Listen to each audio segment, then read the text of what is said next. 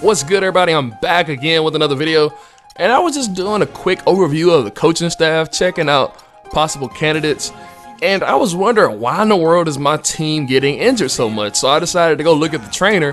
Well, the trainer has an 8 in training, but somehow we still had a lot of injuries, as well as Boozer, who has a torn Achilles. It's December right now, and if you do the math right, he could be back for the playoffs off a torn Achilles, which is crazy. So we're going over, and I think we won't get Boozer back before the trade deadline, which is a thing that I wish we could have done, because we would have definitely got something for him, since we have a lot of power forwards now and small forwards that can play power forward. So we go over here and look at the transaction report. As we scroll through, we're going to all the things. As we see the Spurs sign Tony Parker to a 1-year deal. I think he was already on the team. I think they just decided to re-up his contract. It looks like Jacques Vaughn has been ousted in Orlando. They decided to get rid of Jacques Vaughn. Now that's crazy, because you guys know I was going to do a Orlando Magic MyLeague if I didn't do a Los Angeles Lakers one. So it's kind of crazy that they fired Jacques Vaughn. I don't know if I would have did that. As you see, Tristan Thompson and a first-round pick for Timofey Mozgov and Nate Robinson. And Chauncey Billups got signed back by the Nuggets. That's kind of hilarious. And another trade is Isaiah Thomas was traded back from the Suns for Darren Collison. And I know you guys noticed that in my last video. You saw Isaiah Thomas actually on the Kings, and I was wondering what in the world happened. And I thought the rosters didn't go through, but that's what actually happened. So that's kind of funny that they asked for Isaiah Thomas back on the Kings. And as we keep on going, this is our big trade that we had a couple weeks ago with Josh Smith, Aaron Gray, and Tony Mitchell for Jordan Hill, Ryan Kelly, and Wesley Johnson. We had to do something to shake the team up, and I think that trade paid off big, as also we actually got Bynum in free agency, which got us started on this winning streak. Now we go over to the injuries. We scroll through and look at all the different teams. D Rose torn MCL. Stop me if you heard this before. Torn ligament in his knee. Oh man, 2K, how realistic are you right now? But Chris Paul, another guy that is very injury prone, he got hurt. And it seems like the league is having those injuries that happen to the guys that actually get hurt.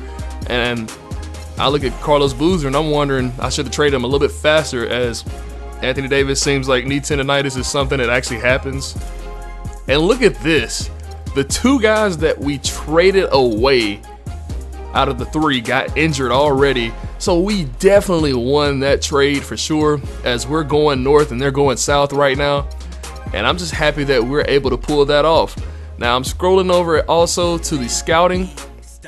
Now guys, we know we want Chris Braxton, but we're going to look at him. Look at that, first on all the boards. NBA draft projection for 2K has him 3rd actually.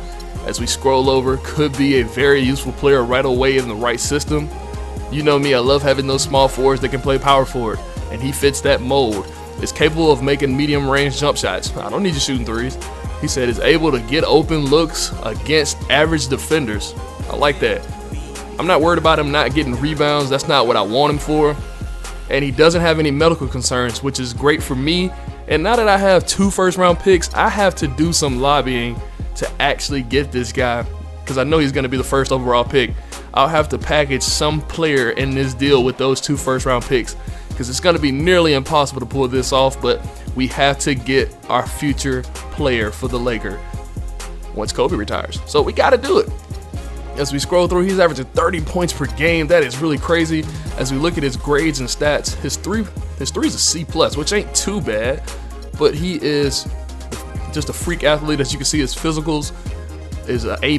His potential is an A. That is the crazy thing about it, meaning he can be up in the 90s. He can be one of those 4 players that actually make the 90s.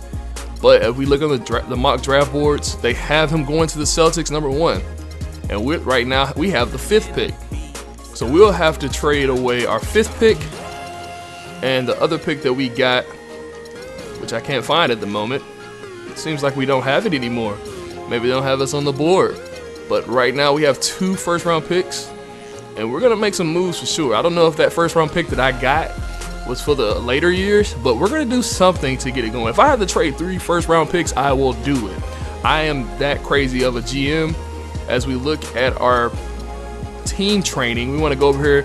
We worked on hustle. We're going to change that up. We're not going to work on hustle anymore. We've been hustling pretty well.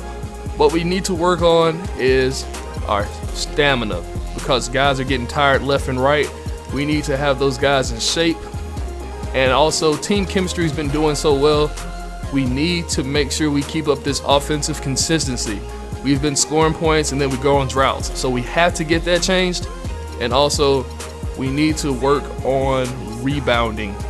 Those big men that I do have, they need to rebound. Like I said, Chris Braxton's not going to probably be a rebounder. But the 2 big men that I have at power forward and center, they got to snag the rebounds down. So that's what we're working on. And we're going to bump it up for home games. Since you're at home, you can rest at home.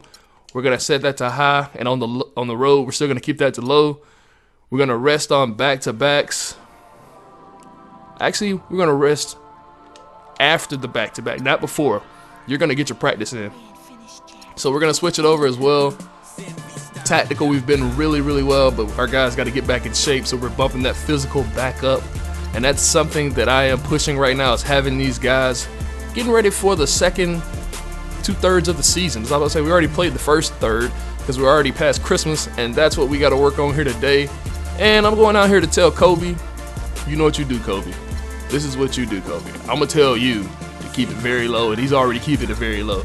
But he is rested, it says, but the meter is filling up, and I'm gonna have to keep an eye on Kobe, because I need Kobe fresh as we go over and check out other things like the conference standings. Oklahoma City is leading the way, and I scroll down and we're right here. We're moving up. Nuggets, we're coming for you. Pelicans, we're coming for you. We just got to get in that top 8, and that's our goal. As we scroll over the Cavs, who would have thought they would have been number 1? The Pacers, because Paul George is healthy, is number 2. So this is the whole conference. We scroll over to the statistics. We're going to look at the player stats.